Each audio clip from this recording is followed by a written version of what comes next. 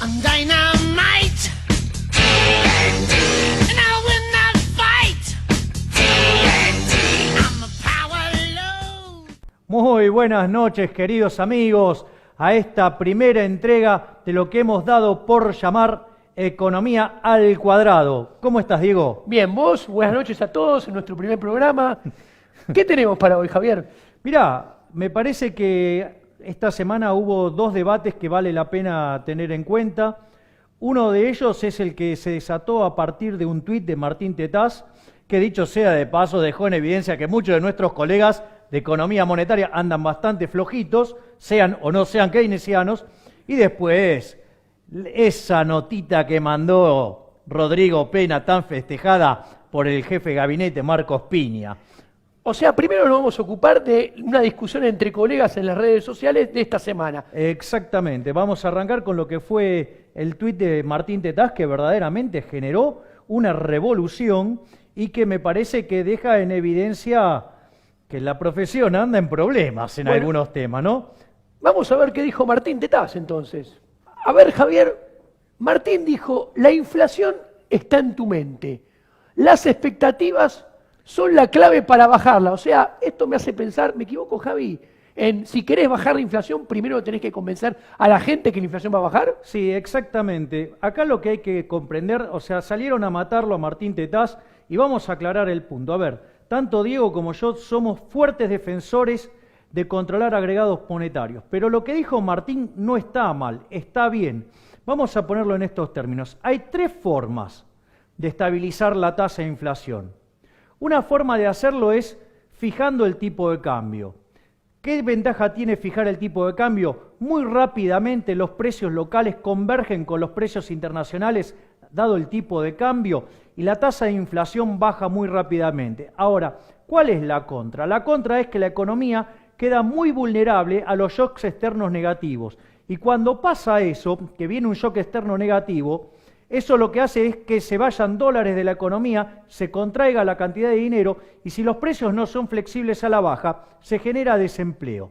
Entonces, dado que estamos en un mundo muy convulsionado, ir con los temas del tipo de cambio fijo suelen ser muy riesgosos.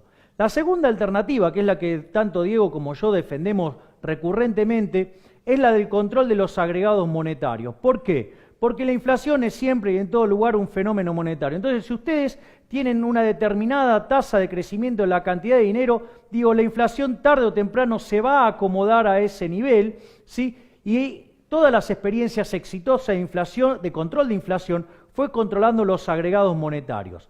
Ahora bien, ¿sí? Y además tiene la ventaja que si uno recibe un shock externo, salta el tipo de cambio, ¿sí?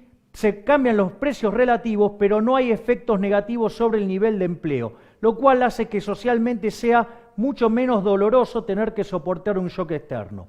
Y por último, digamos que es la estrategia que ha utilizado el gobierno, es esto que se denomina el sistema de metas de inflación controlando la tasa de interés. Y acá es muy importante tener en cuenta que el rol de las expectativas es clave. ¿Por qué? Porque en un modelo de metas de inflación controlando agregados monetarios, el Banco Central fija la tasa de interés. Al fijar la tasa de interés, eso determina la demanda de dinero, ¿sí? Y esa demanda de dinero es la que al final determina, ¿sí?, la cantidad de dinero en la economía. Y una vez determinada la cantidad de dinero en la economía, se puede determinar, ¿sí?, el nivel de precios. Es decir, para poder determinar el nivel de precio de la economía, es necesario determinar la cantidad de dinero. Fíjense que en este esquema, entonces, donde ex ante no está determinada la cantidad de dinero, tenemos este problema de que se llama la ausencia del ancla nominal, ¿sí? Entonces, ¿por qué es importante las expectativas? Porque los precios de hoy van a estar ligados a los precios de mañana vía las expectativas. Entonces, es correcto el punto que dice Martín Tetaz. ¿Por qué? Porque si yo estoy trabajando con dinero endógeno y no tengo ancla nominal, lo único que va a anclar los precios de hoy con los precios de mañana es las expectativas. Y por eso es tan importante, ¿sí?, que el Banco Central sea creíble y que tenga reputación. ¿Para qué? Para justamente poner las expectativas en orden. ¿Qué quiere decir esto? Que lo que dijo Martín Tetaz está bien. Es decir, después nosotros podemos no coincidir con el esquema porque consideramos que la tasa de interés es un concepto real, que no tiene que determinarse en el mercado monetario, sino que tiene que ver con las preferencias y la producción, ¿sí? Pero eso no quiere decir que lo que haya dicho Martín Tetaz está mal. O sea, en el marco analítico donde lo dijo, está perfecto. En realidad, el problema son algunos colegas que como no pueden salir de su marco analítico, parece que son bastante cuadrados, los criticaron usando un marco analítico distinto. Muchachos, esto no se hace. Ustedes tienen que criticar con el mismo marco analítico del analista que está utilizando. Entonces, Javier, yo estoy mirando, te escuché a vos, miro el tuit de Martín Tetaz y pienso, para que la gente de a pie lo entienda, no es un error de Martín. El problema es el sistema y el Banco Central, que no tiene reputación, no tiene credibilidad, fue invadido por jefatura de gabinete que destrozó y dio de muerte la reputación y la credibilidad. Entonces, ¿cuál es el problema? Bueno, Corrégime. de hecho, en la misma línea que vos decís, la intromisión de Marcos Peña sobre el Banco Central, destrozando la reputación, quitándole credibilidad y con el tema de las LEVAX latente, básicamente lo que hizo fue destrozar el ancla que constituyen las expectativas, es decir, una aberración. Claro, pero ¿por qué? Porque el resultado es que el Banco Central acá no tiene con qué convencer a la gente que la inflación va a bajar. Entonces, como no tiene con qué convencer a la gente piensa que la inflación no va a bajar. Es más, después del 28 de diciembre, la gente comenzó a pensar que la inflación va a subir. Entonces, en este escenario, Javier, ¿me equivoco yo? ¿O la inflación va a ser muy parecido o inclusive, dependiendo de qué haga, puede llegar a ser un poquito superior al año pasado? A ver, yo digamos en ese punto agregaría un problema adicional, ¿no? Que tiene trabajar con el inflation targeting en estas condiciones. Argentina tiene que hacer una recomposición de tarifas. Si vos haces un salto en las tarifas, tanto con tipo de cambio fijo como con control de agregados monetarios, va a implicar un cambio de precios relativos, pero no una modificación en la tasa de inflación. En el primer caso seguiremos la inflación a la cual atamos la moneda, en el segundo caso a la tasa que varían los agregados monetarios menos la tasa de expansión de la economía o tasa de crecimiento de la economía.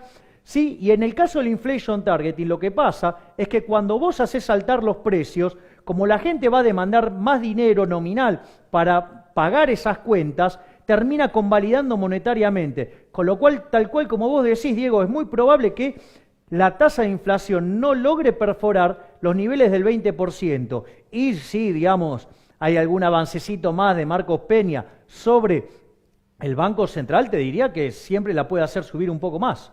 Entonces, para redondear este tema, Javier, vos me hablaste de convalidación monetaria. A mí esto me hace pensar, las autoridades del Banco Central que defienden a rajatabla el modelo endógeno de dinero, o sea que si la cantidad de dinero aumenta un 25%, es porque la gente quiere un 25% más de dinero.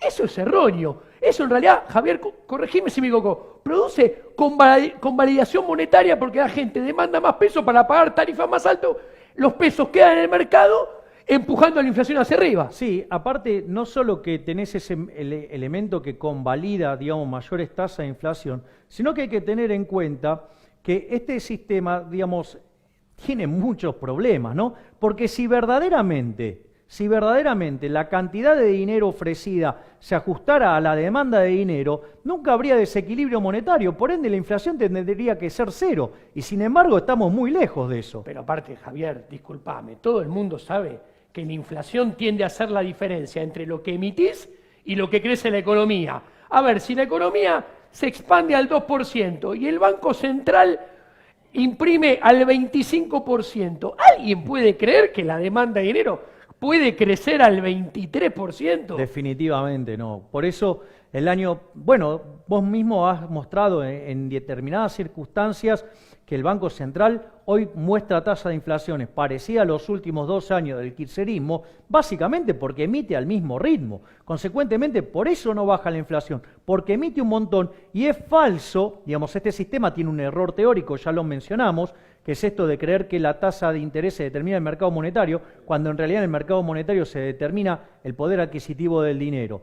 Entonces, además esto es muy interesante, porque también pone en jaque las declaraciones que estuvo teniendo el ministro Duhovne, ¿no? O sea que la verdad que a mí me parece, digamos, más que lamentable lo que ha estado diciendo Duhovne, en especial, digamos, con lo que había dicho hace unos meses. O sea, me parece que vos tenés algo hecho sobre el Sí, que vale la pena contar. el ministro de Hacienda que, entre paréntesis, es ministro de Hacienda, yo no sé por qué habla de política monetaria, no sé por qué habla de inflación, porque eso le compete al Banco Central, hizo hace menos de un año estas declaraciones. ¿Las podemos ver, diré? Duhovne, en 2 años la inflación será como en el resto del mundo. Esto fue el 9 de mayo del 2017. Lo Qué dijo. bueno, creía en la política monetaria en ese momento. Exactamente, o sea, nos estaba prometiendo que en el 2019 íbamos a tener inflación del 3,5%. ¿Qué está diciendo este mismo ministro hoy en día? ¿Podemos ver la segunda filimina, diré? Duhovne, tenemos muy pocas herramientas para derrotar a la inflación. Esto mismo lo dijo 9 meses, 10 meses después que lo anterior. ¿Lo puedes creer, Javier? O sea, parió un bruto monetario. A ver, los instrumentos para controlar y mantener a raya la inflación es uno solo, la política monetaria.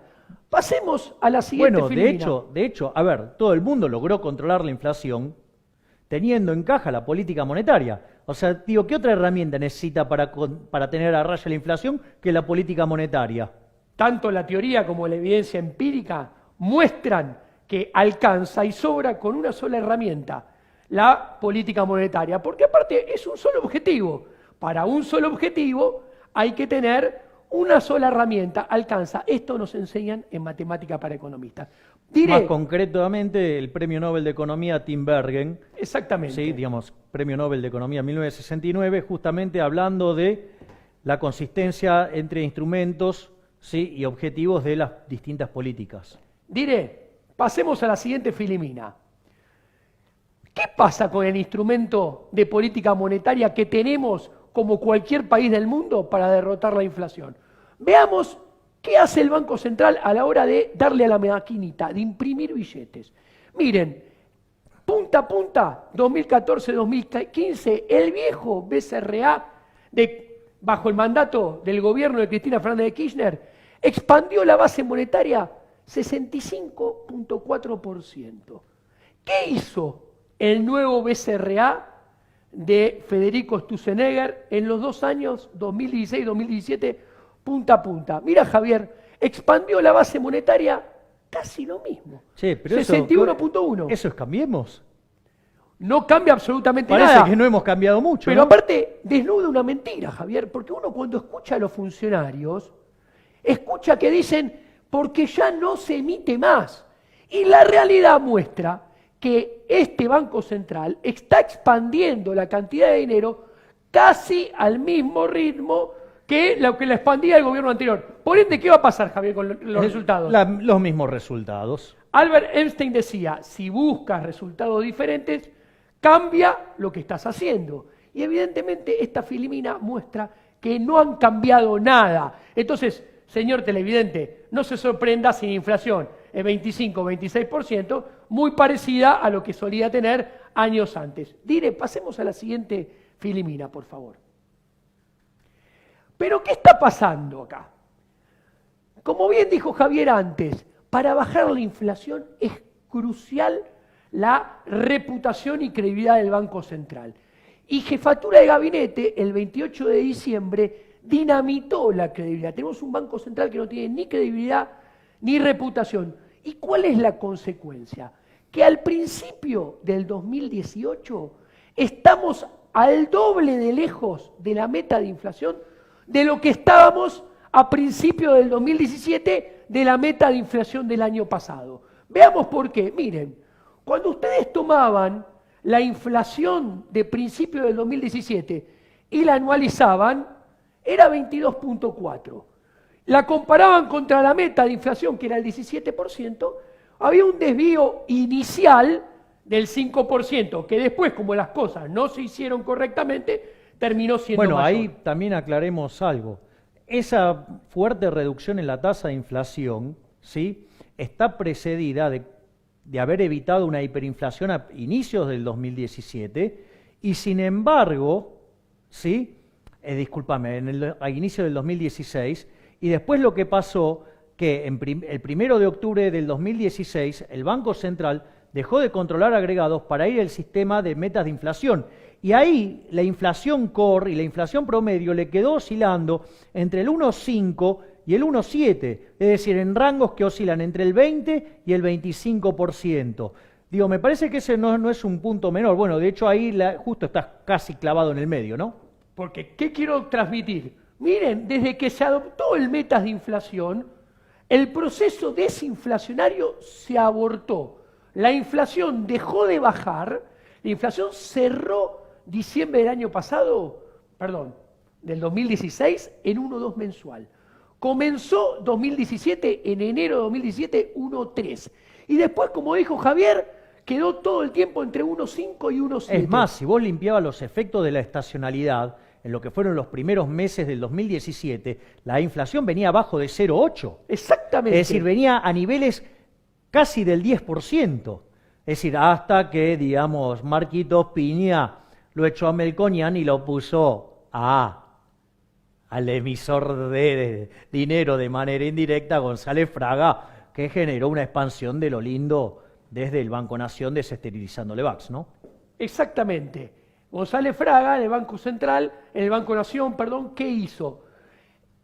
Redujo las Levax a la mitad para convertirlas en dinero, dar créditos en el año electoral y aumentó la cantidad de dinero en el mercado. Pero miren esto, ¿dónde estamos parados después de adoptar el metas de inflación, de la política de crédito estimulado artificialmente desde el Banco Nación y de la intromisión de Marcos Peña en la política monetaria? Iniciamos el 2018 con un desvío de la meta de inflación de casi 12 puntos, más del doble del desvío que había hace un año atrás. ¿Por qué? Porque si ustedes toman la inflación de los últimos meses y la anualizan, la inflación es 26,8 anual, hoy en día, y la meta es del 15.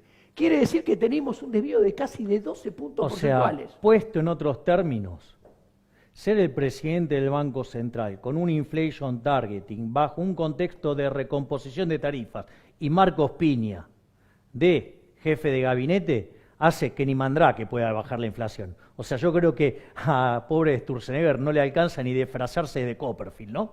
Yo estoy totalmente de acuerdo, y la gente, por eso las expectativas de inflación de la gente no bajan, y es un problema. Bien, me parece que este debate, digamos, creo que lo hemos cubierto de manera interesante. Me parece que el otro debate de la semana, que fue muy caliente también, fue la nota que publicó en La Nación Rodrigo Pena, ¿sí? Y que fue avalada muy fuertemente por el jefe de gabinete, lo cual, digamos, hay varios problemas con esa nota. El primer problema, y me parece de una gravedad institucional enorme, que no puede ser que un funcionario público, un hombre del Estado, persiga a un particular. Es decir, la nota, sí, tiene un error conceptual enorme, que es el Estado persiguiendo a un individuo, o sea, persiguiendo a un taxpayer, o sea, una locura, el Estado persiguiendo a un agente por pensar distinto, por opinar distinto, es decir, un avance violento sobre las libertades individuales. Pero no se quedó ahí, es decir, también, digamos, cayó en una falacia que se llama la falacia del falso dilema, es decir, o se hace lo que nosotros decimos o es el abismo, que el único camino posible es el que hace el gobierno y no hay otra cosa más. Como si fuera poco, también armó otra falacia que se llama la falacia del hombre de paja. Es decir, acusa a Spert de decir cosas que Spert no dijo. ¿Para qué? Para justamente complementar el falso dilema. Y como si todo esto fuera poco, dado que este muchacho sí tiene un perfil keynesiano y como todo keynesiano es una falacia caminante, por varios lugares está la falacia de lo que no se ve, como diría Bastiat o como diría Hazlitt, mostrando que además es un pésimo economista. Entonces, como si todo eso fuera poco, y en una actitud absolutamente fascista, ¿sí? Como lo que hizo Fernando Iglesias, llamando a los liberales como liberalotes, y este hombre llamando a los que criticamos plateístas, ¿sí? Dijo que los plateístas no hacen ninguna propuesta. Me parece que en este caso, ¿sí? Digamos, es como que entre los plateístas está Bilardo, Beckenbauer, ¿sí? Digamos, Johan Cruyff, que retornó de la tumba, ¿sí? Digamos, Guardiola, Mourinho, están todos en la tribuna y, y lo que están jugando son una manga de pataduras. O sea, con lo cual, digamos, sería interesante que muestres, Diego, la nota que vos publicaste recientemente en Cronista, donde claramente desde la tribuna se la clavaste en un ángulo a Rodriguito Penita. Bueno, exactamente. Una nota publiqué que es La platea muestra cómo bajar el gasto y alcanzar el equilibrio fiscal, que, hay que tener muy en claro, cuanto más se tarde en bajar el gasto, más difícil va a ser bajarlo. Cuanto más se tarde en bajar el gasto, más difícil va a ser reducir el déficit fiscal. Y las medidas a tomar van a ser más dolorosas en términos sociales. ¿Por qué? Porque no es gratis el gradualismo. Diego, si me permitiste, hago una acotación, digamos, porque es correcto lo que vos decís. Baja tan lento el déficit fiscal primario, ¿sí? Que la suba de intereses en el financiero como que pareciera que la compensa, con lo cual eso ya muestra que está mal y que, digamos, inexorablemente en algún momento no va a quedar rango para bajar el déficit primario sin tocar partidas sensibles socialmente, sino que además, si uno considera, ¿sí?, que el Banco Central le compra los dólares a Caputo, con esos pesos que emite después los esteriliza con Levax, y eso implica un déficit fiscal adicional de 2,5 puntos. El verdadero déficit fiscal de Argentina hoy es 9,5. ¿Esto qué quiere decir? Que el déficit fiscal primario, ¿sí?, va bajando a una velocidad propia de una tortuga embarazada, ¿sí?, y los intereses van subiendo como el correcamino, con lo cual, inexorablemente, esto termina en piña, o cuando haya que hacer el ajuste, va a haber que ir sobre partidas, ¿sí?, muy sensibles socialmente por el desastre hecho en materia de endeudamiento. Vamos a ver algunas filiminas que tenemos acá, que trajimos con Javier, por favor. Primer problema del gradualismo. ¿Qué implica el gradualismo? Implica que el gasto con el paso del tiempo, como no lo vas bajando y la carga de intereses va aumentando, cada vez se hace más inflexible a la baja. O sea, hay una porción del gasto que no se puede tocar. Esa parte del que no se puede tocar va aumentando con el tiempo. Miren, el 2016, el 43% de ese gasto era rígido. ¿Cuáles son? Las jubilaciones y los intereses de deuda. En el 2017, 49%, o sea, en un año subió 6 puntos porcentuales y en el 2018 53%, otros 4 puntos. ¿Qué quiere decir? Que subió 10 puntos en 2 años. ¿Esto qué quiere decir? Que como salió recientemente una nueva ley de jubilaciones, un ajuste debe hacerse sobre el 50%, sobre la otra mitad del gasto primario, o sea, antes del pago de intereses. Y acá nos encontramos que dentro de esas partidas hay 5 partidas fundamentales que son la obra pública, los subsidios económicos, las transferencias a provincias y municipios. Todo esto, redondeando, son 5 puntos del PBI. O sea, si todo esto se pusiera en cero automáticamente, ya no alcanza para llegar al equilibrio fiscal, porque hoy el déficit financiero está en 6,7% del PBI. Bueno, de hecho, ese programa, que era parte del programa que nosotros propusimos al inicio, sí, en aquel momento rendía entre 8 y 9 puntos del PBI. Y si le sumabas además la reforma previsional, que había que hacerla de todas maneras y se podía calzar inteligentemente, había un programa que permitía bajar 12 puntos del PBI el déficit fiscal, ¿sí? Y ahí había lugar, el gasto en realidad, ¿sí? Y en realidad ahí empezaba a haber margen para quitar impuestos sobre la oferta e impuestos sobre el trabajo. ¿Para qué? Para dinamizar un proceso de crecimiento. De hecho, nosotros lo simulamos en una herramienta que se llama, es un modelo de crecimiento endógeno que se llama Jones-Manueli, ¿sí? Y a nosotros esa simulación nos daba que la economía en este contexto podía crecer a tasa del 9%. Y eso, si uno aplicaba un programa de retiro voluntario, permitía sacar mucha gente del sector público, ¿sí? Y además con plata, con lo cual tenía incentivos para irse, y además con una economía que crece tanto, la necesidad de planes sociales se derrumba. Pero claro, ¿qué pasó?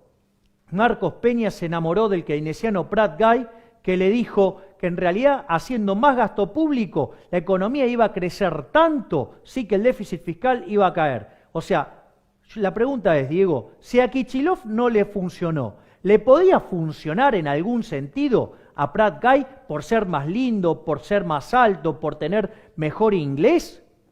La respuesta es contundentemente negativa. Pongamos la siguiente filimina, diré, y nos vamos a encontrar con un gran ejemplo de los costos del gradualismo. ¿Por qué? Porque no es gratis no hacer las cosas cuando es el momento y el lugar para hacerlas, como en la vida privada. Hay un momento donde empieza a ser tarde. Entonces, las acciones reparadoras, por no haber hecho lo que se debería haber hecho, son más dolorosas. Mira esto, miren esto. No, ese gráfico es contundente. Este gráfico es el fracaso del gradualismo en 4 columnas de varios colores. Miren esto, cuando se va Cristina Fernández de Kirchner, el ministro Kicillof deja un déficit primario, antes de pagar intereses, de 4 puntos del PBI. Y los subsidios económicos eran 4.3% del PBI. ¿Qué quiere decir? Que nuestra propuesta eliminaba el déficit primario. Exactamente. Venía una hada madrina disfrazada de Milei Giacomini y decía, Didi va, Didi bum, sacaba los subsidios económicos y se alcanzaba el equilibrio fiscal. Valga la pena aclarar que es uno de los apéndices de nuestro libro Política Económica contra el Reloj, ¿no? Exactamente. Y como no se hizo lo que se decía en nuestro libro, sino que se actuó solamente sobre tarifas y no sobre todas las variables relevantes en los contratos de las empresas prestadoras de servicios públicos, nos aumentaron las tarifas 300, 400, 500% para bajar los subsidios económicos, miren, de 4.3 a 3.6 y a 2.2 en el 2017. Pero ¿qué pasa? Bajaron los subsidios porque nosotros pagamos más tarifa, pero se la gastaron en otras cosas. Se la gastaron en intereses de deuda, planes sociales y reparación histórica. ¿Y qué nos encontramos? Que si hoy en día sacaran todos los subsidios económicos, mágicamente, solamente se reduce a la mitad el déficit. Y no todo como era hace 2 años. Pasemos, diré, a la siguiente filimina. Y entonces, para bajar el gasto y alcanzar el equilibrio fiscal, hay que actuar sobre 5 cuentas al mismo tiempo. Subsidios económicos, transferencias a provincias y obra pública.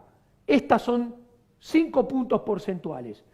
Pero como no se van a poder llevar todas a cero automáticamente, primero porque hay cuentas que no pueden ser llevadas a cero automáticamente y después porque no hay voluntad política para hacerlo, hay que actuar sobre planes sociales y salarios, que son 6,5 puntos más del PBI. Hay 11 puntos para recortar y el déficit es 6,6 como dije. O sea, tela para cortar hay. Solamente falta un buen diagnóstico, voluntad política y decisión económica, pero sobre todas las cosas comunicándoselo y explicándoselo a la sociedad. No diciendo que hay un solo camino que es el del gobierno. O también dicho de otra manera, sí, que el jefe de gabinete deje de insistir en su sesgo cognitivo de escuchar keynesianos que le digan que ajustar es malo. ¿Por qué? porque cada vez que no hemos ajustado a tiempo, el ajuste se hace igual y lo hace el mercado.